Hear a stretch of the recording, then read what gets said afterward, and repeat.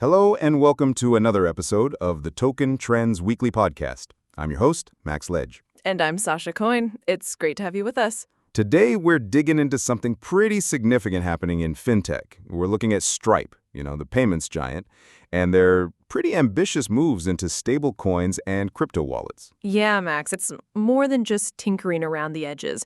They seem to be building, the foundational infrastructure for a new era of digital money.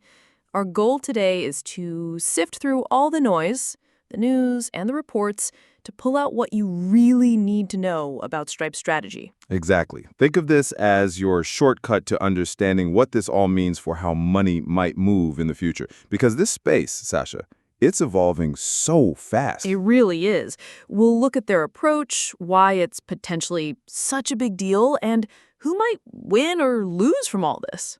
Okay, so let's start with the elephant in the room for crypto, right? It's often incredibly difficult to actually use. Oh, absolutely. That's a huge barrier. You want to try a crypto app? Bam. You need an external wallet, maybe MetaMask. Then you've got to write down a 12-word seed phrase, keep it safe. And if you lose it, your money is just gone. Poof. Yeah, that alone scares a lot of people off. And that's before you even get to gas fees or figuring out which blockchain to use. It's just friction everywhere. I read that something like 95% of people just give up. It's a terrible onboarding experience, frankly. So how is Stripe, the company that made online payments feel easy, tackling this usability nightmare? How are they trying to solve this usability nightmare? Well, Stripe's big picture, their vision, is all about building this secure financial plumbing for the internet age, globally. They're essentially creating what some are calling a full stack for programmable money. Programmable money, meaning digital money you can embed directly into software, automate it, and make it do more complex things than just sending it from A to B. Exactly. And the key focus is simplifying everything so much that crypto basically disappears for the end user. It becomes invisible. Invisible. I like the sound of that. So you don't even know you're using it. That's the goal for mass adoption. And a big part of how they're doing that leads us to a company called Privy, which Stripe recently acquired. Right. Privy is a key piece here. They're a crypto wallet infrastructure company. Their main job is smoothing out that whole messy onboarding process. They provide tools and embedded wallets that work inside an app. So you, the user, can sign up just with your email, like you normally would. Behind the scenes, Privy creates and manages the wallet for you. So no separate download, no seed phrase to worry about right away. It abstracts away all that technical stuff. And interestingly, Privy is apparently staying independent under Stripe, maybe to keep their focus sharp. And get this, they already power big names like OpenSea, the NFT marketplace, and Farcaster. We're talking 75 million active wallets and billions in transactions.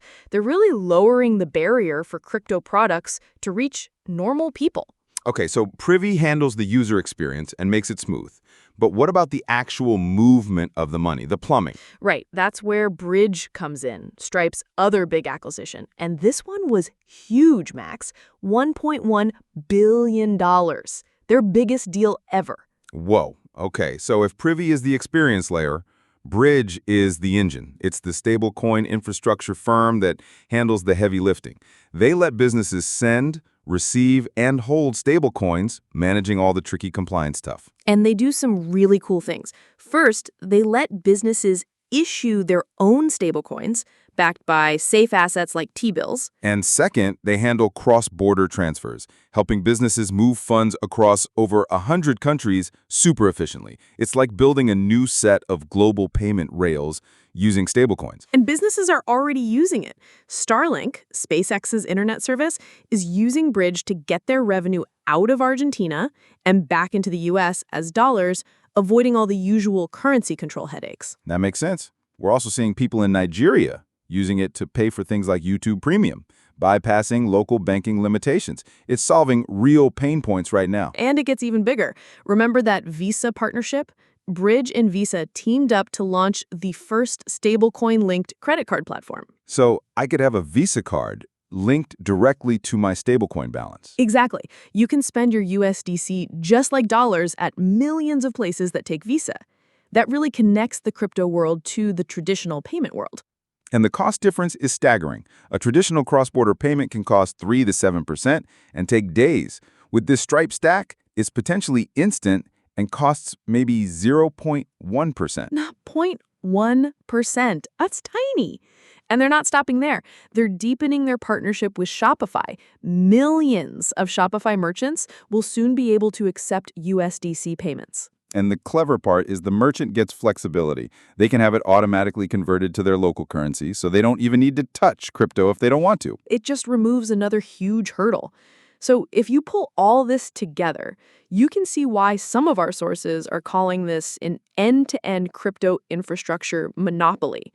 Stripe is building what could be the AWS of money. I love that analogy. Amazon Web Services runs so much of the internet invisibly behind the scenes. Stripe wants to be that invisible, essential infrastructure layer for all digital commerce. And if they pull this off, who gets disrupted? Well, the obvious ones are Visa and Mastercard. That fee difference is a real threat, and traditional banks, especially their slow, expensive international transfer systems, could become obsolete. Even existing crypto wallets like MetaMask could be at risk. If every app has a wallet built in thanks to Privy, do you need a separate one as much? That's a great point.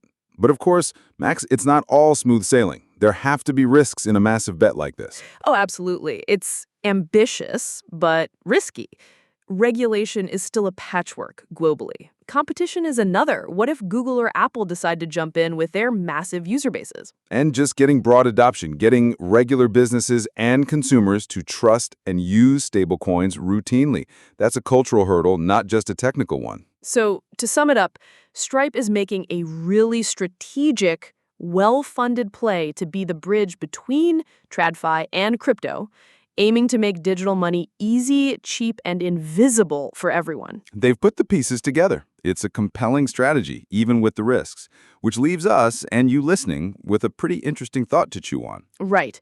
So if sending money really becomes as simple as sending a text, what does that actually change in your day-to-day life? And on a bigger scale, how does this kind of invisible, instant money movement reshape the whole global economy? Definitely something to think about.